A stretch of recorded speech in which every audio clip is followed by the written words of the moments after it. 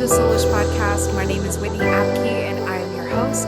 On the Soulish Podcast, we talk all about our soul journey and the body, soul, spirit connection. And I have on guests that are beautiful people, wonderful people, truth seekers, thought leaders, and people that just also want to help people and help spread the love. And today is a solo episode with me, episode 91. I cannot believe that we're in the 90s. It's been almost 3 years in the making of this podcast, and I just can't believe we're at episode 91. And this episode is going to be a really awesome episode. I've only ever really talked about this topic once. It was episode 28, where we talked about the victim mentality. And this episode, I want to talk about healing the victim mentality. And now this is not just for you and I, but also how to help others heal the victim mentality. I think that this episode is really important because here we are, we're kind of coming out of mask mandates, we're coming out of the COVID pandemic, we're really trying to get back to life, and a lot of people are noticing different things, and I'm not going to be biased here, I'm going to be honest, but I know that every one of my listeners has a different opinion and a different journey over these past 2 years.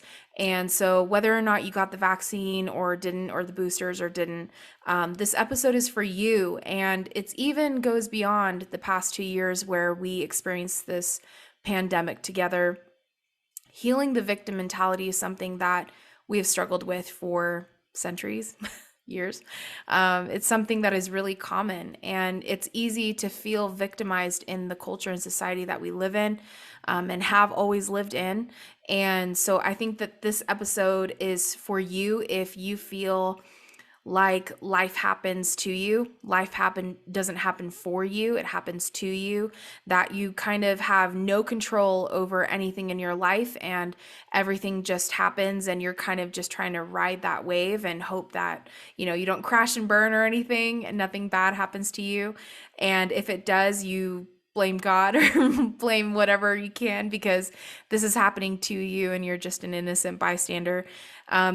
This episode is also for you if you feel excluded from family, from friends, from events, from special moments, if you feel like you're always the one who isn't invited, right? Or you're the pity invite and you just feel like, gosh, I feel like I don't belong.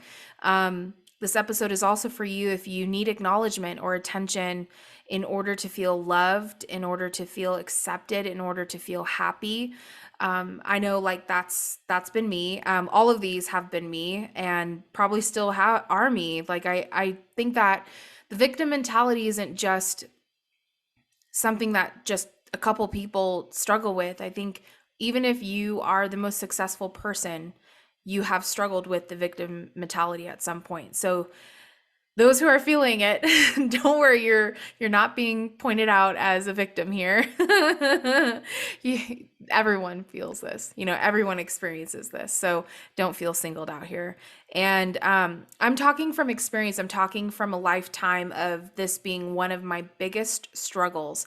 And so this is why I want to do another episode on it, because I feel like this is the time where we can either still stay stuck in this mentality of like, oh, like, see what's happening to us, see what's happening to the world, and we can go ahead with that narrative and that really agenda to get us caught in this fear mentality of, anything can happen to you. And people have had real experiences of loss, and I don't want to make that not a reality or not talk about that, because it is a reality that a lot of people have lost people in the past 2 to 3 years because of COVID. But I know that there's a bigger agenda here, that is a narrative that is pushed and has been pushed for 2 to 3 years. And the narrative is not going to stop. Just different things are going to happen that are going to reinforce that narrative, that we are powerless, that we have no control over our lives or our bodies or what happens to us at any point and at any level, right? And that is not true, because we are sovereign, divine beings, and we are spirit first, body, human second, right? This is just a vehicle. This is not our one experience or expression of self. And so I think that's another thing that I've stepped into as I've stepped more into alignment with that identity, not identifying with my sexuality, not identifying with my race, not identifying with any part of this physical being, my hair, my eyes, my lips, my nose, whatever, right? Not identifying with any part of myself and just acknowledging the fact that there is an identity that has spanned past lives and will span future lives. And this is my spirit. This is your spirit. Your spirit lives on. Your spirit has always existed, right? If you believe in reincarnation and that we are all part of one essence of God, right? Or spirit or source or universe, whatever you believe. I think that it's really important to understand that there is more that makes us up than just this life, than our experiences. And then also, who we are and what we want to do here. Like there's so much more to who we are as well. So that's part of the discovery, right? That's part of our soul journey, which is what this podcast is all about, that we are constantly rediscovering different aspects of ourself, of God, source, universe, spirit through this vehicle, our body, right? We are experiencing the different fractals, perspectives, different parts of the universe of God. And Earth is one of them too. Mother Earth, Mother Gaia, another perspective, another fractal, another part of God, source, universe, spirit. So when we come down to the victim mentality, we realize just how disempowering this mentality is. And yet it's so sneaky. And it's really not fair how sneaky it is. And if you have experienced any alienation, any bullying, if you've experienced ever being kicked out of a classroom, hello, that was me. If you've ever experienced having your stuff stolen or having notes passed around about you in school, or if you experienced, the weird growth phase in junior high, right? It's at any point, we all in some capacity, whether you're in the elite top group of popular people, right? Popular group of kids, whether in high school, junior high, college, elementary school, doesn't matter. Church, church was also another social dynamic. I think that it doesn't matter because you're at some point going to experience being on the bottom, being the least liked, being the least accepted, or the forgotten one. At some point, you're going to experience what it's like to not be picked, right? And so we all at some point have experienced not being liked, not being wanted, being abandoned or rejected.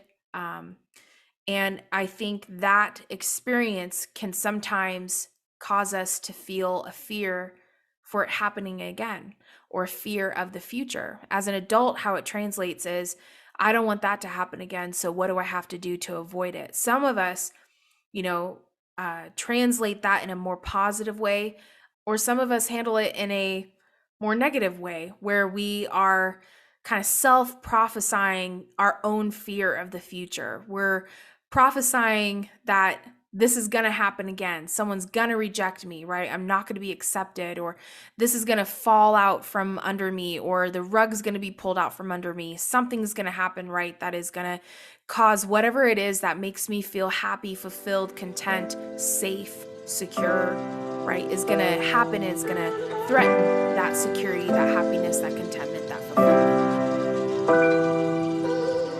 Hello, Soulish Tribe. So I know that I'm not alone and always feeling thirsty. Even though I hydrate throughout the day, I'm always feeling that I need more water, especially after those cycling classes. My friends James and Mark over at Zaka have the perfect solution. Zaka's Hydration and Liverade is the #1 recovery and hydration solution for working out, jet lag, or drinking maybe just a little too much. Zaka uses herbs such as Japanese raisin as well as other natural and fermented ingredients that are safe and without artificial flavors. Zaka is unique because it doesn't just replenish what your body needs, but also supports your body's natural ability to recover. It's 2 very, very yummy and berry chewable tablets that you can put under your tongue or chew up and swallow. Go to Zaka.com, that's ZACA.com, and use promo code SOULISH15 to get 15% off of your order.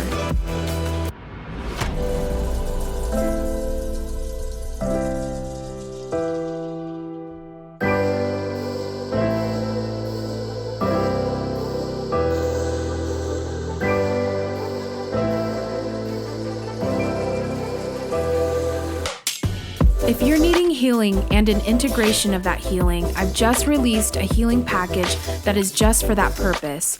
My healing package allows you to truly invest in your healing with 4 2-hour sessions that will support you to reveal, heal, and integrate.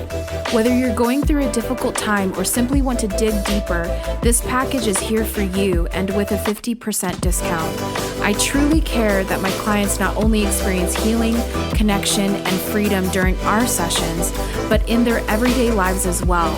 And this is a typical issue that I see with people that just book one session, is that they miss that integration piece that is so important. Go to whitneyapke.com/book to invest in your healing now. I think for me, it was such a eye-opener because I didn't realize how miserable it was to be around somebody that constantly needs your attention, affection, acknowledgement, to feel loved, to feel accepted, to feel happy, to feel like they belong. It is an energy sucker if I've ever seen one and felt one. And it causes exactly what you don't want to happen. People end up rejecting you. People end up leaving when you enter the room or moving to the other side of the room, right? You end up perpetuating exactly what it is that you don't want because you are basically codependent on others for your happiness instead of taking ownership for your own happiness. And you blame everything on everyone else instead of taking responsibility for your own actions, words, thoughts, emotions, intentions. And so that's where it's really hard because I know that when I was in the thick of it, I didn't know. I didn't see. If it wasn't for my mother calling me out on the daily, I would not have ever really seen or known it because people are too kind to say anything. And I think that's the other second half of this that I want to talk about is how do you even help someone who needs to heal the victim mentality? How do you approach them? I think relationship is one way, really coming in on the trust that has been built. I mean, you can't just say this to somebody random, right? Because they're not going to hear you. Someone who's really in the thick of a victim mentality is not going to hear you out if you say like, yo, bro, you're totally playing the victim role right now. They're going to be like, fuck you, Brennan. So, I think that it's really imperative that we bring or illuminate truth to each other. And this goes even beyond the victim mentality, right? But part of what helped me see my victim mentality and that I was actually wrong and that I actually was contributing to the negative energy or I was contributing to the pain that I had experienced, and I was actually causing myself to re-experience that over and over and over again. And I didn't see that. I just thought it was continuing to happen over and over and over again. And that just affirmed my fear and my belief around the fact that I'm not enough, not good enough, not worthy, a victim, rejected, abandoned, unwanted, unloved, don't belong, right? That just kind of affirmed it. So you couldn't tell me that I didn't experience that. And you couldn't tell me that what I thought or felt about that wasn't real, right? I think that that's when you can get really stuck, is when you don't allow others to kind of bring truth to you. But what helped me to see it was when it was mirrored to me. And also what helped me was to have someone in my corner that happened to be my mom, and she would remind me that like, hey, you actually went into that believing that they were going to reject you. And you went into that with, full on wall, or guns at the ready. And that's not comfy for anyone. And so, of course, people are going to be defensive. And of course, people are going to move away. You're actually coming in with this energy of reject me or danger or that I kind of said this in episode 28 of that expectation is really dangerous when you come in with this expectation of like, I know that they're going to do this to me again. Or I know that this is going to happen because no one wants me here. Nobody likes me. I'm just a pity invite, right? And if you go in with that energy, people are going to start holding, their nose. Like it's like a stinky fart, and people don't want to be around you with that energy. Energy is real. People respond to it whether they even realize that they are or not. And that energy is going to continue to perpetuate that experience. It's going to keep happening to you because you're putting energy into it, right? If that's you. If you're watching someone do that, encouraging them and affirming the positive is also one way for you to do that, and for you to support them. Hey, I'm going in with you. Let's do this together. Hey, can you do me a favor? Can you actually change your mentality just this one time? And can we see if anything different happens? Right? It's coming alongside someone and proving them in effect wrong, that they're not just going to be continuously rejected and abandoned or unwanted, and that there is a possibility for them to experience something different. They just have to have eyes to see. And a lot of times when you only are ready to see this, right, that's all you're ever going to see.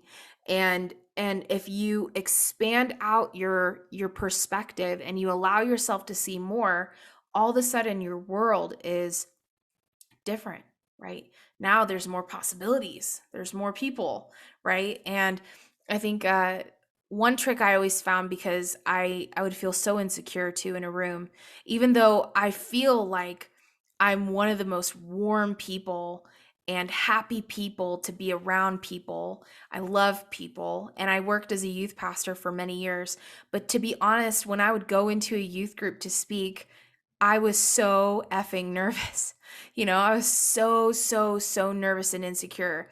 I was, at the ready with a fat joke, or with something, self-deprecating that was about me, to make it funny so that I could beat them to the punch. And I realized, gosh, I've been doing that a long time. When I was sitting and talking about this episode, or thinking about talking about this episode, um, I really was looking at, like, man, I still do that. I still beat people to the punch, expecting that they will say it, or that it will happen, whether it's family, friends, and I'm beating people to it because I'm assuming that they're thinking of it. And that is actually yet another form of the victim mentality. And so if any of you also do that, stop. Stop, please stop. Because I've had really embarrassing moments where I've said something and someone's like, why are you saying that? In a conscious community, you get called out. And I've had friends that I straight up have said, don't ever say that again. Like, that actually really pisses me off that you would even never say that. You're gorgeous. You're beautiful. You're worthy of love. What the fuck are you saying? And I'm like, I thought that we were going to have a laugh, and it's like all awkward. And then I go home feeling weird, and, and realizing, gosh, how many times have I done that? And just no one ever said anything, but they were thinking it, they were thinking, like, why is she saying that? And it's just bad energy. Like, no one wants that energy, because now that's actually causing others, to think about themselves in a way that is not loving or found in truth, And so I think it's really easy for us to do that. It's really easy for us to make ourselves the butts of jokes. And that could just be because we feel whatever way about it. We feel like maybe someone's thinking this, and so let me just say it to make it funny, and that way we can all move on. Sometimes it's because we don't really know what to say or how to relate or how to connect, and so that's one way to do it. And it's just not helpful. It's just not life-giving to you or to anyone else. And the way that we can lift each other up is lifting our own selves up. Whenever you are truly empowered, you empower others. And that's one lesson out of the victim mentality and healing the victim mentality in myself, that I realized that when I make myself the butt of the joke, right? Or I say something that is, whatever, trying to beat people to it, or I've even done it with family, probably more with family than anyone else. But when I've actually slipped and done it with friends, conscious friends, I've really gotten my ass chewed. And it made me realize, wow, I do this. I need to stop because I truly want to be authentic and I truly want to be aligned with my most authentic self. I truly want to be aligned with my power, with my true influence, my essence of who I am. I want to honor my divinity. I want to honor my sovereignty. Do I look like a Barbie doll? No. Do I look like the standard of beauty? Maybe. But regardless of what society or culture defines me as on the outside, this human body, right? That is a vehicle that I'm experiencing this current incarnation with, regardless of that, I am worthy of love and I'm worthy of acceptance. I'm worthy of belonging somewhere, right? With a group of people, a tribe. I'm worthy of happiness.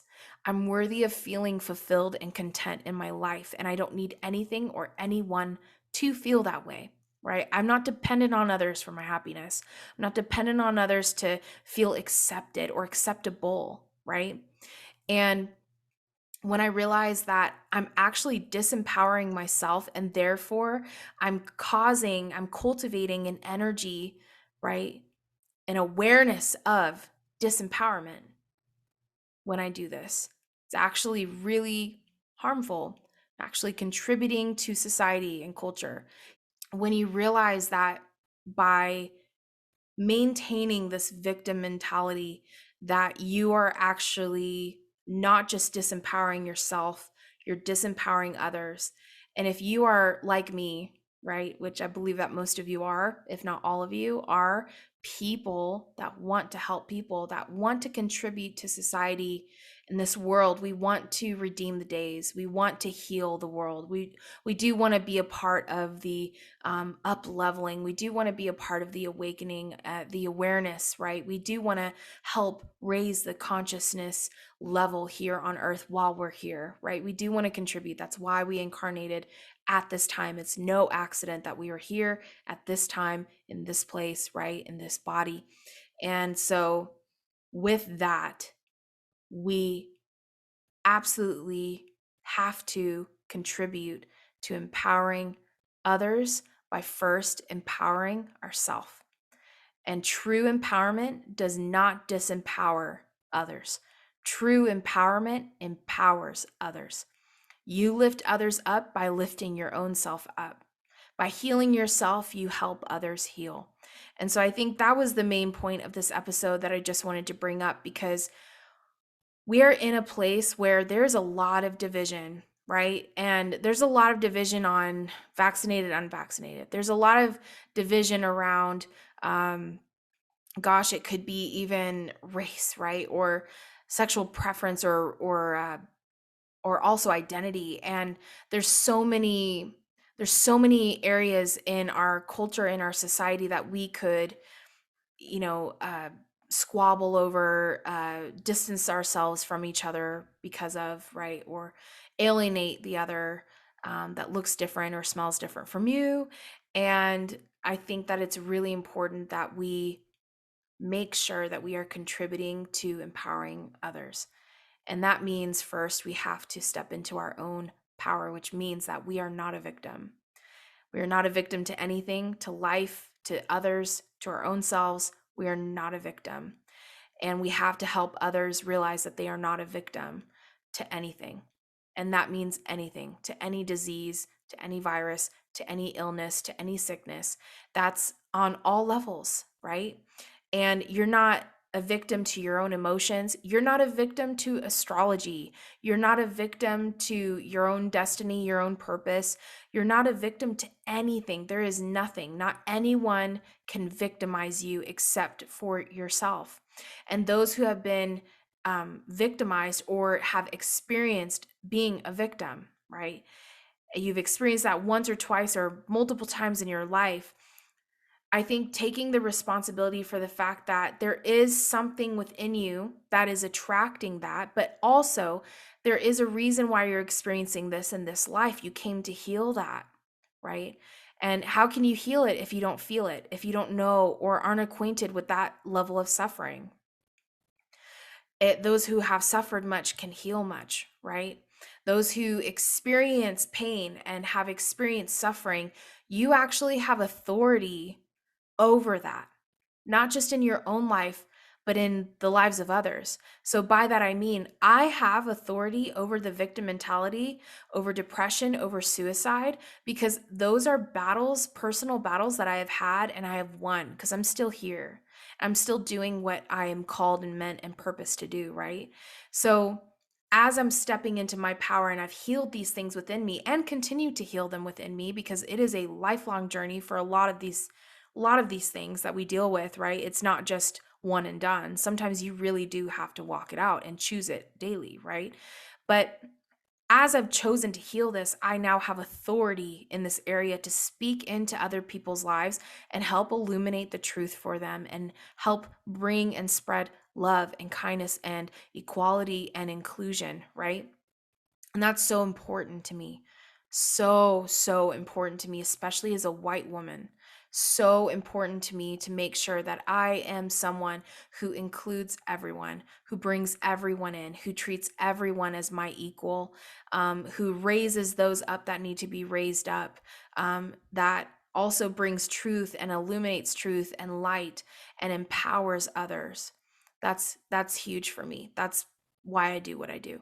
So I think that in this, I just want to end on this, that if you feel like life happens to you, I just want to remind you that you chose this life, you chose this incarnation, you chose the people that you experience this life in, and you also chose, I would say, the majority of your experiences. Now, there are things that are out of your, control, in a sense that when we choose things, sometimes we don't always know what the consequences are going to be, right? We don't always see the long game in this life. And sometimes we end up in the wrong place at the wrong time. Sometimes we end up or choose the wrong group and we don't realize that it is the wrong group of people, or that this situation could happen because of that, or whatever, right?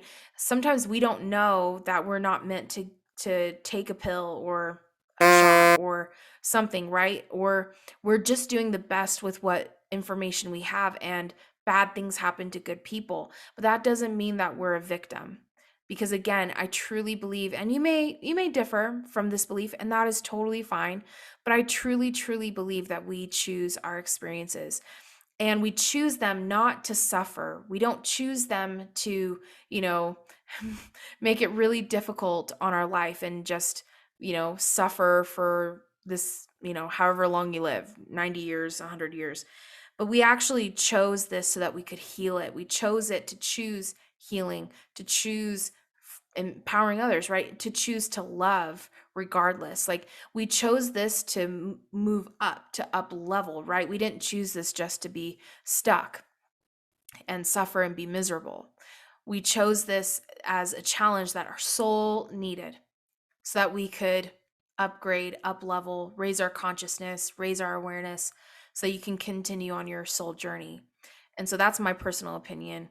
That life doesn't happen to you, it happens for you. And you're taking responsibility for what happens in your life is actually really empowering. It actually is one of the first ways that I even stepped out of that victim mentality, was when I realized that, you know what, I'm choosing these experiences. And whether that's just my energy is going to it, my thoughts are going to it, my emotions are going to it, somehow I'm contributing to this, attracting this into my life. Um, However that's happened, I'm going to take responsibility for it. And I'm actually going to counteract that by thinking good thoughts and happy thoughts, and, have good feelings. And you know what? I'm going to trust that this experience, there's a possibility that it could be different than the last one. And trust is earned with people, right? So you don't just, like, you know, eyes eyes blinded trust somebody, right? Trust is earned, but you can go into something with, protection, with wisdom, with discernment, but you can still give someone an opportunity to try again, right? And know that you're worthy of being treated well, worthy of being accepted. And so that's actually how I first started navigating myself out of that mentality. And I have to say, I've never brought in better people into my life than now. And I've never experienced a sense of belonging with people that don't even live in my area more than in the past 2 years, as I've truly stepped into alignment and my power and authenticity, really. And now am manifesting friends that are like my soul tribe, my people, that I can actually depend on and rely on and love. And so that's been amazing. So I can tell you it works.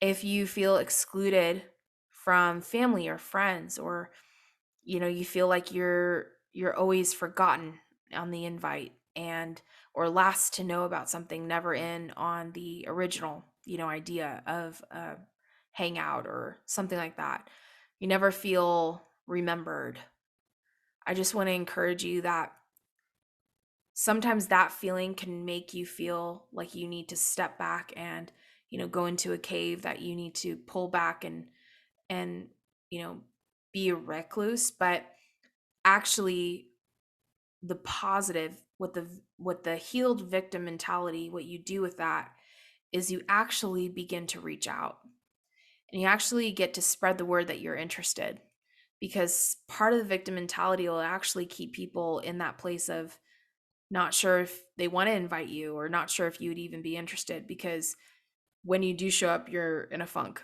or you constantly talk about how the fact that you weren't invited and you found out through like three people removed, that there's even something happening, right? And you're giving people shit for it. Instead, you just let people know, like, hey, anything happening this weekend? Anything fun? If not, we should do something. We should, and instigate. And so, what the victim mentality will do is it'll cause you to actually move back and move away and create distance and space. And then you're wondering why everyone is not remembering you. But if you actually change the way that you respond to that, because you believe in your worth and your value that you bring to your family, to your friends, right? To your relationship, even if that's happening in your relationship, and you start to add value instead, and you start to make yourself known, and then people remember you, right? So it actually changes the narrative if you just change the way that you respond. And if you feel like that need to be acknowledged, that need for attention, or to be talked about in order to feel loved, accepted, content, happy, wanted, um, I think that that's a scary place to be, because even when you hear it, a lot of times in the victim mentality, it's not enough. It's kind of like the game Hungry Hungry Hippo, and you can never eat enough marbles to be satisfied. It's like it's a competing game that you just constantly feel hungry. It's never enough. And so that's where it can get really, honestly, like, you can get into really sticky social situations with that, because a lot of people will kind of feel like you're constantly fishing for acknowledgement, attention. That's where it's like the crazy person in the room that everybody's like, whoa, and you're out there basically being, kind of like the Joker in a throne room. You're just being silly for attention and for praise and for affection, even, and love. And or court jester. Is it court jester? Court jester. So you never want to be a court jester. No one truly wants to be a court jester. You don't want to be the little jack in the box that just gets twisted around and pop, there you go, now you're happy, but you're in a box until someone else does it again, right? You don't want to be cranked and constantly cranking also other people for compliments, so that you can feel like you belong or special. Instead, healing that can really be where you then actually truly feel loved, acknowledged, happy, content. And I have to say, that's something else that I think more recently I've been feeling and experiencing with my friends, with my family. Now, when they compliment me or praise me on something that I've done, I can actually hear it and accept it and really feel honored by it. Whereas before I was kind of like, and what else? Like, I need you to say something else, you know? Like, it wasn't enough. I was like, and continue. or I constantly had to talk about myself, really fishing for some sort of compliment or praise, or someone saying something about like, oh, that's great wit, just anything. I was just so desperate because I really needed to feel valid. I needed to feel validated for what I was doing or who I was dating, or whatever that was. And it never satisfied when I was in that mentality. And once I healed that and realized, oh, I'm doing this, I need to stop doing that. Once I healed that, it was like amazing to then hear a compliment and for it to spill me over, instead of filling me up, it was like, oh, you just made me overflow. Thank you so much, and it just really, really touched me in a special way when I had that healed. And so I want you to experience that if that's you. If you're really struggling with that, I want you to feel what it's like to be constantly overflowing, with love and admiration, and feeling that sense of gratitude every time. It's such a rush and it's such an amazing feeling, and I really want you to feel that if that's you.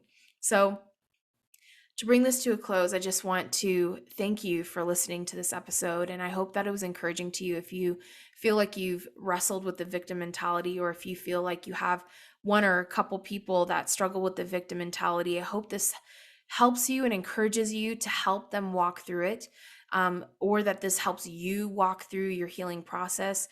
Bringing truth to things and affirming the positive is key. It's number one. And I think too that when you bring and illuminate truth, whether it's to yourself or to others, doing it in love and compassion is the way to go. Because another thing that I struggled with was criticism and self-criticism. And you can really feel that way. That can kind of, in a way, make it even worse, the victim mentality, because now you're victimizing your own self, And so I just want to encourage you, when you bring truth or illuminate truth to yourself or to others, always do it with love and compassion, not angst, or frustration or annoyance, because that is not going to help. And affirming the positive has to be authentic. It has to be real. It cannot be fake. It cannot be surfacey. It has to be deep.